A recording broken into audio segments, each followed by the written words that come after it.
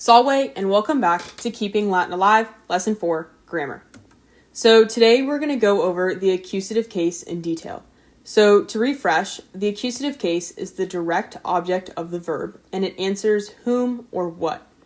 So the accusative case indicates motion towards something with certain prepositions like od and in, and it's often used for an extent of time or space when discussing adjectives.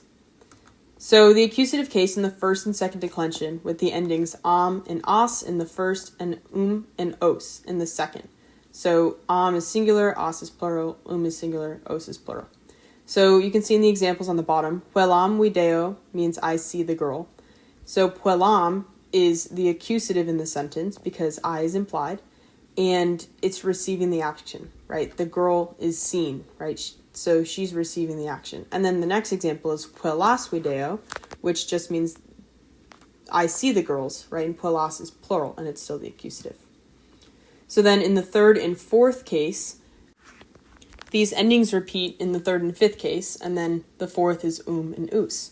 So a lot of Latin repeats, and it's kind of the same in certain sections. You just have to remember which sections are the same. So it may look complicated at first, but once you really study it and you memorize these endings, they become very repetitive. So you can see the examples on the bottom. Rexem video means I see the king, and right, the king is the accusative again.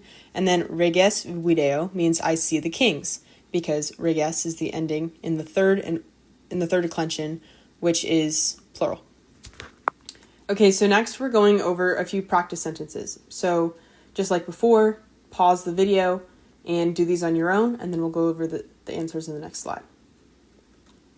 Okay, so nauta puelam amant means the sailors love the girl. So the girl is the accusative in the sentence because of the ending, and naute is sailors, and it's plural. And then amant, you can also tell that the subject is plural because the ending is nt. So servai dominum spectant means the slaves watch or look at the master. So the slaves is plural, dominum is master, and that is accusative. And also, when you translate it from Latin to English, you can see at the master. That's what I was saying with the prepositions, where it's giving a certain direction.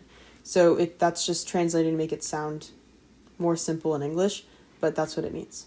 So filia grum arant means the sons plow the field. So agrum is, again, accusative, and then filia is sons, and it's plural. So that's all for today. Wale, and thank you for listening.